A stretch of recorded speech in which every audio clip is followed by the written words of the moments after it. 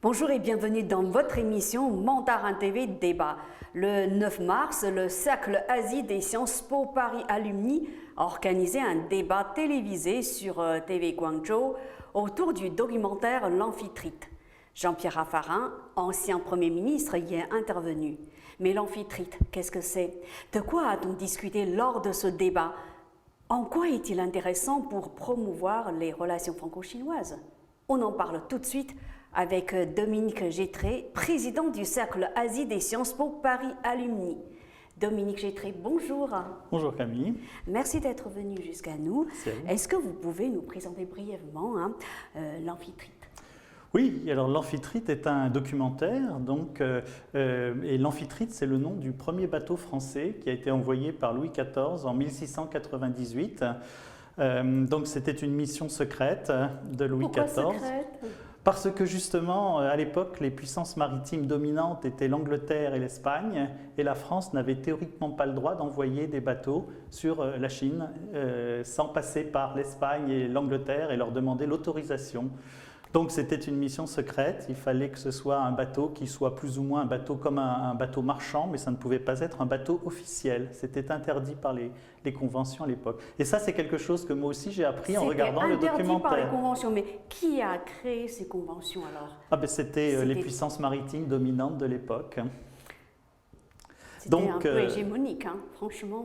C'était très hégémonique et c'est justement quelque chose que l'on retrouvera, c'est une des valeurs et un des sujets que l'on retrouvera de parallèle de l'époque et d'aujourd'hui. Et pourtant, sous Louis XIV, la France rayonnait dans le monde. Absolument. Mais moins sur le continent européen. Exactement. Comme vous dites, la France était une puissance continentale. Mais ce n'était pas une puissance maritime. Absolument pas. La France s'était vue plus ou moins par l'histoire et par les faits interdire toute ambition maritime. Mais dans ce cas-là, pourquoi Louis XIV a décidé d'envoyer ce bateau en Asie? Justement, bien sûr, l'Asie était connue. Depuis Marco Polo, les Occidentaux connaissaient l'Asie. Et on avait déjà avec l'Asie des liens commerciaux très forts qui passaient justement par les fameuses routes de la soie, dont on parle beaucoup également aujourd'hui. Mais c'était la partie continentale. Exactement. Voilà. Et ce n'était pas la France qui était directement en liaison avec la Chine. Et Louis XIV a exprimé le désir et le besoin d'avoir une relation directe avec la Chine et donc d'envoyer un émissaire qui le représenterait personnellement pour parler avec les officiels de Chine, à l'époque la cour de l'empereur de Chine. La destination de ce bateau, c'était Canton, alors, le port de Canton. Qui était à l'époque le seul ouvert aux étrangers. Tout à fait. Et alors, donc, ça a mis combien de temps pour arriver de France à Canton? Il n'y avait pas le canal de Suez, donc il fallait passer par le cap de Bonne-Espérance. Donc le voyage a duré des mois, si ma mémoire est bonne. Mais c'est surtout que le documentaire, pour revenir sur le documentaire, était vraiment très très bien fait. La réalisatrice, Li Lin et TV Canton ont mis des moyens vraiment extraordinaires pour réaliser ce documentaire. Et ce documentaire qui se présente sous la forme d'un film un petit peu intégré dans un documentaire avec des interviews, est très long parce que ce sont 3 épisodes de 50 minutes qu'il faut voir, donc ce n'est pas un documentaire de 30 ou 40 minutes, mais vraiment il y a une documentation très très fournie et TV Canton a réussi à avoir accès aux meilleurs spécialistes chinois et aux meilleurs spécialistes français pour ce documentaire. Oui. Pourquoi la réalisatrice a voulu réaliser ce documentaire? Est-ce qu'il y avait une motivation profonde? Parce qu'en fait, c'est un fait historique qui remonte à plusieurs siècles. Oui. Pourquoi justement? Alors justement, c'est le premier point de contact direct entre les Français et les Chinois, on va dire, vraiment qu'un Français se trouve face à un Chinois venant directement de France. Il y avait eu également des Français qui étaient arrivés par les terres, mais avaient voyagé, mais c'était différent. Donc c'est la première fois qu'on va avoir un contact direct avec les Chinois. Et ça a plu beaucoup à la réalisatrice, parce que comme je vous disais, il y a également beaucoup de valeurs et beaucoup de choses que l'on retrouve à cette époque et qui peuvent être quelque part un petit peu transposées et commentées, on va dire, dans l'histoire d'aujourd'hui. Et ils ont mis beaucoup de temps à réaliser ce film, j'imagine. Hein. Je suppose, oui, puisqu'ils se sont déplacés en France, et en France, à plusieurs endroits, ils ont réussi à interviewer des gens au musée de la porcelaine de Sèvres pour comprendre l'influence de la porcelaine chinoise sur la porcelaine française. Ils sont allés également à Rochefort, en Vendée, où a été construit l'Amphitrite, le bateau. Ils ont interviewé également une professeure chinoise à l'université de La Rochelle. Donc vraiment, ils ont fait un très beau travail de documentation. Et je pense qu'effectivement, ce genre de choses demande du temps de préparation et de réalisation. Et donc, si j'ai bien compris, hein, ce bateau a été construit spécialement pour ce voyage en Chine. Exactement, tout à fait. Et il a reçu une lettre de mission de la part du roi Louis XIV que l'on retrouve aujourd'hui à la Bibliothèque nationale, qui est encore à la Bibliothèque nationale, ainsi qu'ensuite le récit du commandant qui a relaté tout le voyage et qui est également à la Bibliothèque nationale. Et qu'est-ce qu'il est devenu ce bateau après le voyage alors? Ah ça je ne sais pas. Mystère hein. Oui tout à fait. Voilà. J'espère qu'il a resservi, il a prouvé qu'il était un bon bateau pour naviguer. Et ce documentaire donc... Maintenant, il est prêt à être diffusé. Voilà, alors il n'a encore jamais été diffusé en France. C'était justement la première diffusion en streaming, puisque malheureusement, comme vous savez, on ne peut pas le faire en salle. On aurait beaucoup aimé le faire en salle, faire un événement à Paris. Écoutez, mais malheureusement, dans l'état actuel des choses, ce n'est pas possible. Donc, en contrepartie, on a pu également associer certains alumni de Chine qui voulaient voir également le documentaire. Donc, on l'a mis en ligne sur une plateforme, Kuaishou, et les gens pouvaient le voir en streaming, donc pour la première fois en France. Alors, pourquoi le Cercle Asie des Sciences Po Paris, alumni, a-t-il décidé d'organiser un débat autour de ce thème? Eh bien, en partie, Mandarin TV est à l'origine de tout cela, puisque c'est Mandarin TV qui m'a parlé du documentaire. Et un des consultants pour le film qui est proche de Mandarin TV, François Boucher, m'a mis en contact avec la réalisatrice. J'ai pu voir l'intégralité du documentaire avec les membres du bureau du Cercle et nous avons trouvé que ce documentaire était tellement formidable que l'on devait en faire la promotion en France.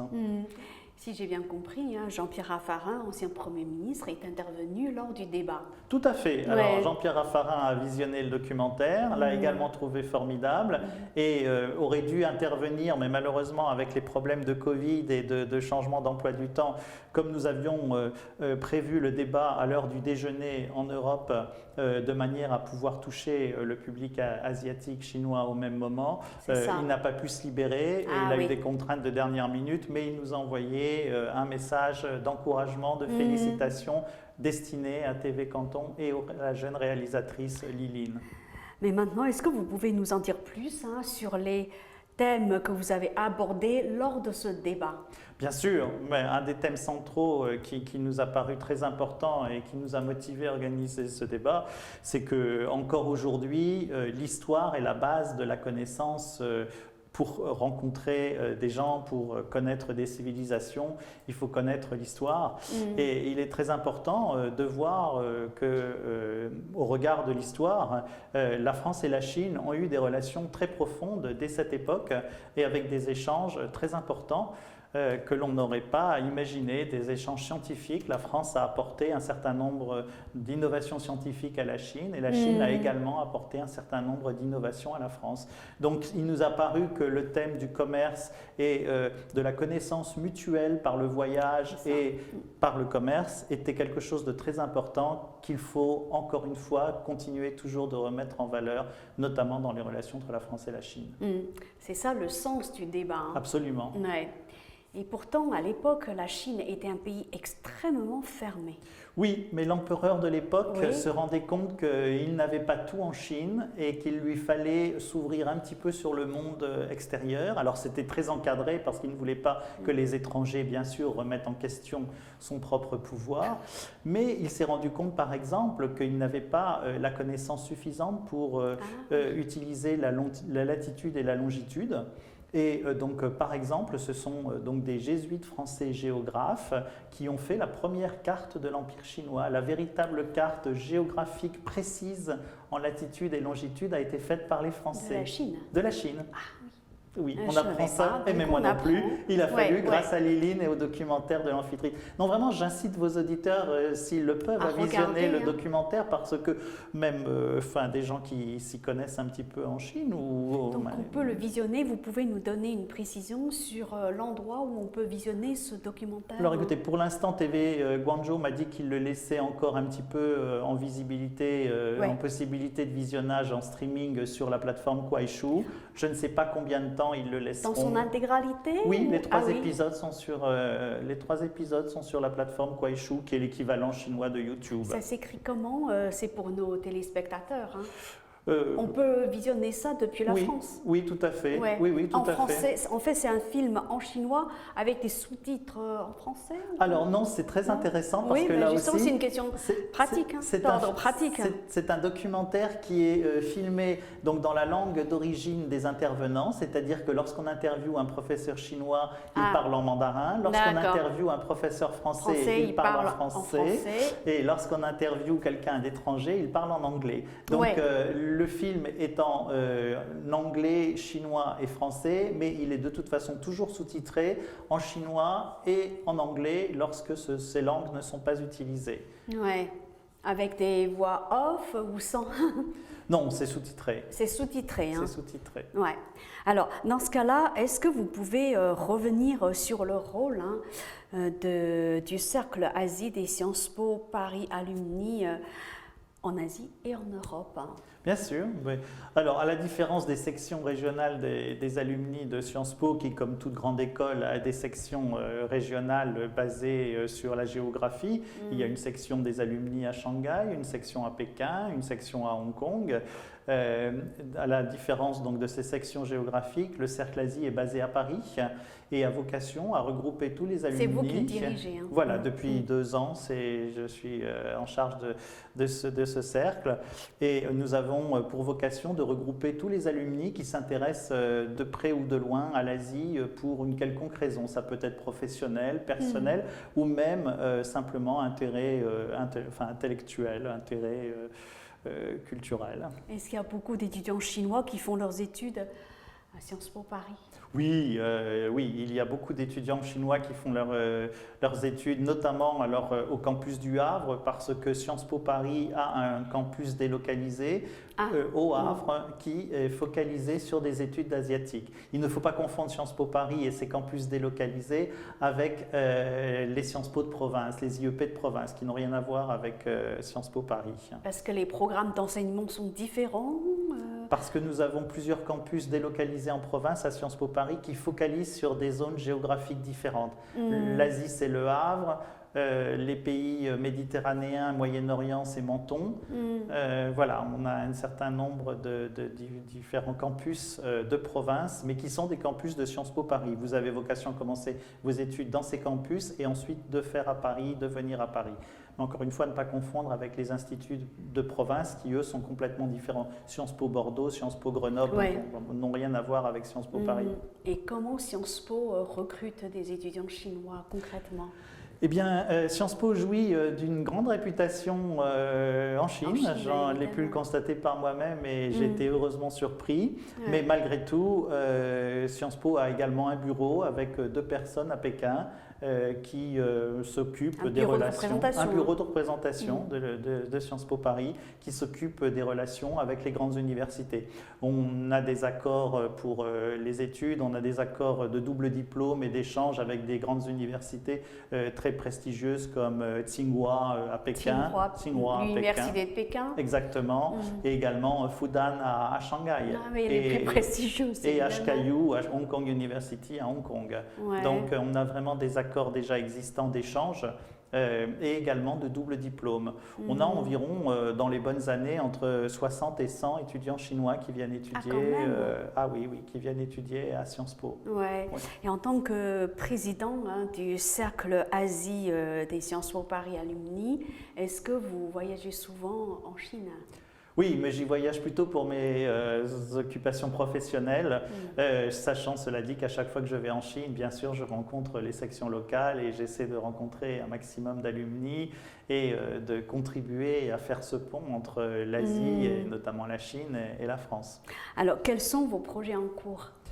Alors, nous avons beaucoup de projets, nous en avions beaucoup. Malheureusement, le Covid nous a un petit peu désorganisés, comme vous pouvez imaginer, et nous a obligés à nous réinventer et à découvrir Zoom. Tout le monde en est là, hein? Oui. Pas que vous, hein? Non, bien sûr, mais en ce qui me concerne, comme je venais juste de prendre la présidence du Cercle Asie, c'était un petit peu difficile. Mais nous avons des projets, nous avons notamment également un axe de développement qui est renforcer la relation avec les étudiants précisément, parce que donc les alumni sont les anciens élèves, diplômés ou pas, mais les anciens élèves. Et je pense que par les temps qui courent, il est très difficile pour les étudiants, pour des tas de raisons, d'être étudiants aujourd'hui avec le Covid. Et les alumni ont vocation à se rapprocher des étudiants. Donc précisément, jeudi prochain, les étudiants organisent une journée sur les échanges entrepreneuriaux entre l'Asie et l'Europe, particulièrement la France. Et nous aurons un Sciences Po au Japon qui interviendra sur ce sujet-là et deux autres intervenants qui interviendront, dont moi, sur le sujet, de manière à contribuer à aider les étudiants. Alors, vous évoquiez tout à l'heure des sujets entrepreneuriaux et pourtant, ce sont des sujets plutôt propres aux étudiants, je vais dire, qui sortent d'HEC. Oui, mais justement, aujourd'hui, les différences s'estompent. Sciences Po s'est beaucoup ouvert sur le monde de l'entreprise. Et je pense que beaucoup de gens seraient surpris de savoir qu'à Sciences Po, vous avez les anciens ont monté un fonds d'amorçage pour la création d'entreprises, pour aider justement les étudiants à créer leur propre entreprise ou créer des entreprises lorsqu'ils ont des bonnes idées. Et les anciens donc participent avec des fonds en tant qu'investisseurs. Et même Sciences Po a ouvert un incubateur pour faciliter rue de Grenelle.